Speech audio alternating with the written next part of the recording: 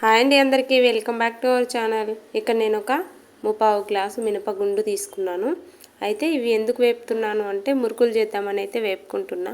ఇది శనివారం evening night.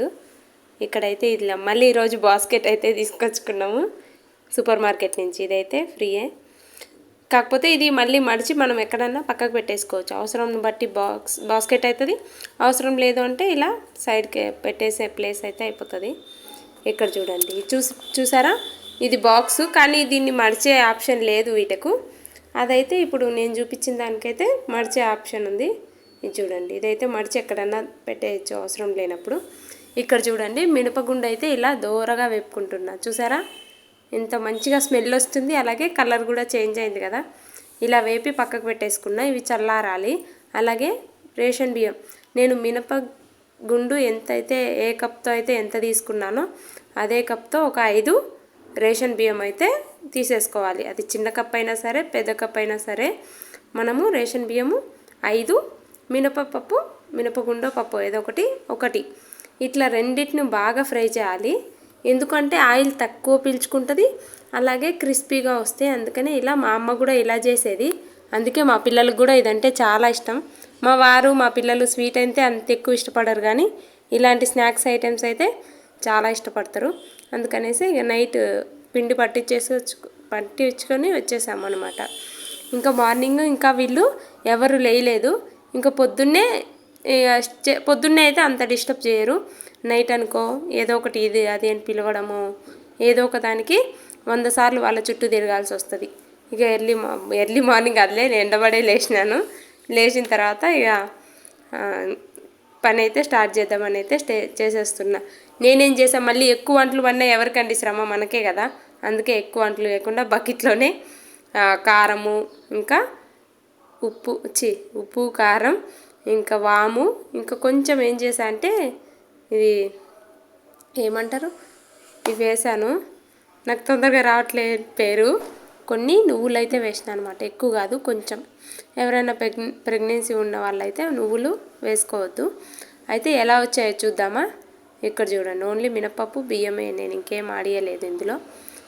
ఇదైతే మనకి డెలివరీ అయిన ప్రెగ్నెన్సీ ఎవరైనా తినేయచ్చు, ఆపరేషన్ చేయించుకున్న వాళ్ళు కూడా తినేయచ్చు, నో డౌట్. ఎందుకంటే ఇందులో పప్పులు ఏం లేవు కదా, శనగపప్పు వేరే పప్పులు ఏం లేవు. మినపప్పు అంటే అది ఏం ప్రాబ్లం ఏం చేయదు.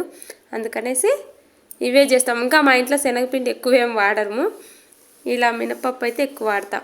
మళ్ళీ ఏం చేశానంటే ఈ బకెట్ కడిగి పెట్టేస్తున్నా. మళ్ళీ చేసిన మురుకులు కూడా అందులోనే వేస్తాను. మళ్ళీ ఎక్కువ అంట్లు కాకుండా చూసుకోవడం నాకు ఎక్కువ ఇంపార్టెంట్. ఎందుకంటే మళ్ళీ ఎక్కువైనాయి అనుకో నేనే చేయాలి, ఇంకెవరు చేస్తారు చెప్పండి. అదే అంటే చెయ్యొచ్చు, చేయడానికి ఏం కాదు. 4, 5, 10 గిన్నెలైనా చేసేస్తాము. ఎందుకు, వంట చేస్తా అదే కడిగే వరకు అమ్మో అనిపిస్తుంది.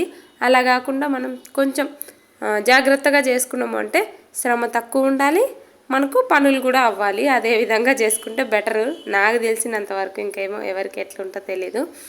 ఇలా నేనైతే మురుకులు అయితే చేస్తున్నా. చూసినారా, ఇవన్నీ టవర్ లాగా బేర్ చేసిన. ఇంతలోకి మా ఇంటి పక్కన ఒక అక్క కాల్ చేసింది. వాళ్ళు అయితే ఇప్పుడు ఇక్కడ లేరు, వాళ్ళు వేరే దగ్గర షిఫ్ట్ అయినారు అనమాట, కొంచెం దూరంలోనే. వాళ్ళ బాబు ఏమడుగుతున్నాడంట, బయట ఎక్కడ టిఫిన్ వద్దంట, మా దగ్గరే టిఫిన్ కావాలి అని అడుగుతున్నాడంట. ఇక అయితే కాల్ చేసింది, టిఫిన్ ఉందా అని. అయితే నేను ఇప్పుడు పెట్టట్లే కదా, ఈరోజు అందులో మా వదిన వస్తుంది, చాలా రోజుల తర్వాత వస్తుంది. ఇక అందుకనేసి ఇంకా లేకపోతే నిన్న ఏమనుకున్నా ఈరోజు స్టార్ట్ చేద్దాం అనుకున్నా.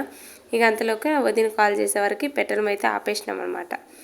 కాకపోతే ఈ ఫ్రిడ్జ్లో కొంచెం పిండి ఉంది, అందుకనేసి సరే అని చేసిస్తానైతే ఓకే చెప్పిన ఫోన్లో. వాళ్ళ బాబు వచ్చాడు, టీవీ చూస్తున్నారు, ఇంకా మా పిల్లలు లేలేదు. ఇవైతే ప్రిపరేషన్ అవుతుంది. అట్లే ఇంకా వాడికి చాలా ఇష్టము మా ఇంట్లో దోశ అంటే. ఇంకా వేరే ఎక్కడ తీసుకున్నా వాడికి ఒప్పుకోవట్లేదంట. ఇంతకుముందు బయట తీసుకున్నారంట 2 సార్లు. నాకు ఆంటీ వాళ్ళదే కావాలి, దోశ కావాలి అని అయితే అన్నాడంట. సరే అని చెప్పేసి ఇంకా వాళ్ళకి పార్సల్ చేయడానికి కూడా ఏం లేదు, బాక్స్లోనే పెట్టిచ్చేస్తా. కాకపోతే నేను ఈ చట్నీ చేసి డీప్ ఫ్రిడ్జ్లో పెట్టేస్తాను అనమాట. ఇది నేను గ్రైండ్ చేసుకొని కొబ్బరి, పల్లీలు, అలాగే మిర్చి అన్నీ వేసి గ్రైండ్ చేసి గట్టి చట్నీ వాటర్ ఎక్కువ పోయకుండా డీప్ ఫ్రిడ్జ్లో పెట్టుకుంటాం. మీకు ఎవరికైనా ఈ టిప్ యూజ్ అయితే ఫాలో అవ్వండి. గట్టి చట్నీ సాల్ట్ వేయను, సాల్ట్ వేస్తే పుల్లగా అయిపోతుంది. అలా కాకుండా సాల్ట్ వేయకుండా ఒక డబ్బాలో పెట్టుకున్నాము అంటే మన అవసరం బట్టి కొంచెం తీసుకొని సాల్ట్ వేసి కలిపి తినేవచ్చు, చాలా బాగుంటుంది. అదే మామూలు ఫ్రిడ్జ్లో పెట్టేసినామంటే కొంచెం డ్యామేజ్ అవుతుంది. సాల్ట్ వేసినా డ్యామేజ్ అవుతుంది, నార్మల్ ఫ్రిడ్జ్ అయినా డ్యామేజ్ అవుతుంది. వాటర్ ఎక్కువ పోయకుండా సాల్ట్ వేయకుండా ఇలా చట్నీని అయితే స్టోర్ చేసి పెట్టుకోవచ్చు అనమాట. వీళ్ళకైతే బాక్స్లో ఇచ్చేస్తున్నా, చూసారా. కాకపోతే అంత ఏమంటారు ఎక్కువ ఆడికి 6 or 7 ప్లేట్స్ చెప్పింది. ఎన్ని పెట్టినా అన్నది కూడా కౌంట్ లేకుండా కొంచెం అటు ఇటు పెట్టేసిన. చట్నీ అలాగే ఉత్తప్ప అయితే వీళ్ళకి ప్యాక్ చేసి ఇస్తున్నా అనమాట. మురుకులు చేశాను కదా, అవి కూడా కొన్ని అయితే కవర్లో పెట్టి ఇచ్చేసా. ఇది ప్లాస్టిక్ కాదు, నాట్ ప్లాస్టిక్ అని సూపర్ మార్కెట్ కవర్ అది. అయితే ఇక్కడ ఏం చేస్తున్నా, ఇంకా ఆల్మోస్ట్ అయిపోయినాయి. ఇంక ఇది లాస్ట్ వాయ. ఇప్పుడు వీళ్ళు లేసే వరకు అయితే నా పనులు అయిపోవచ్చేసినాయి. ఇట్లా చేసుకుంటే బెటర్ కదా. ఇంకా పిల్లలు అయితే లేచి వాళ్ళు బ్రష్ చేసి టిఫిన్ అయితే వాళ్ళకు కూడా పెట్టేసిన, అయిపోయింది. మళ్ళీ మా బాబు ఏం అడుగుతున్నారు, ఆయనకి ఇప్పుడు క్యారెట్ రైస్ కావాలి అన్నాడు. ఎక్కువ వంటలు లేవు కదా, చూసినారా. ఇక పిండి గిన్నె కూడా ఒక్కటే ఉంది, చూసినారా. నేను చేసేది పిండి వంటలే, కానీ ఎక్కువ వంటలు పడకుండా చేయడం కూడా ఒక ఏమంటారు టాలెంటే కదండి. ఏమో నాకు తెలియదు, మీరే చెప్పాలి. ఇక్కడ మురుకులు చేయడం అయితే అయిపోయింది. ఈ గంటలు కూడా ఒక గిన్నె ఈ ప్యాన్ కడిగితే అయిపోతుంది. సింపుల్గా ఉండాలి, మనకి పనులు అయితే అవ్వాలి. మీ అందరికీ ఒక చిన్న మాట చెప్తా, ఎవరు ఏమనుకోకండి. ఎవరి గురించి ఉద్దేశించి కాదు, నార్మల్గా చెప్తున్నా అనమాట.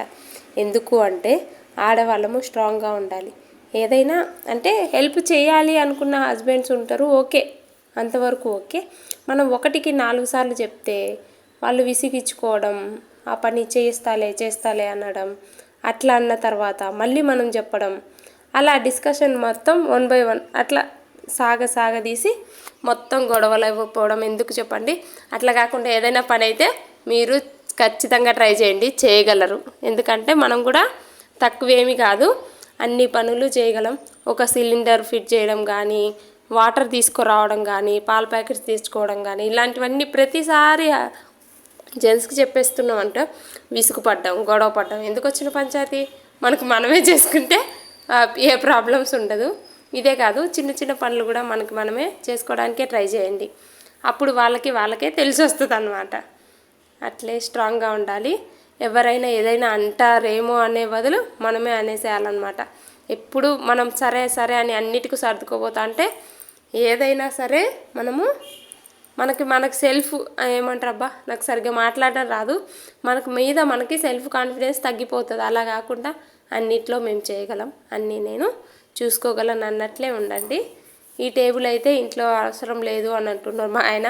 హాల్లో పెడితే వద్దు, నచ్చట్లే అన్నారు. సరే అని చెప్పేసి ఇక్కడ ఈ విండో అయిపోయింది, కానీ ఇక్కడ ఒక ఏమంటారు విండోస్కి గ్లాస్ పెట్టేదైతే అది పెండింగ్ ఉంది. అది ఇంకా మళ్ళీ చేస్తామని ఇంకా పెండింగే పెట్టిర్రు వీళ్ళు. చూసినారా, ఇక్కడైతే క్లాత్ పెట్టేసిన, దోమలు వస్తున్నాయని. ఈ టేబుల్ అయితే ఇక్కడ పెట్టేసిన. ప్రెజెంట్ అయితే ఇట్లుంది, ఇంకెట్లా ఉంటుందో తెలీదు. అయితే మా వదిన వస్తా అన్నది కదా, ఇంకా రాలేదు, రేపు వస్తా అన్నది. Thank you for watching, bye bye.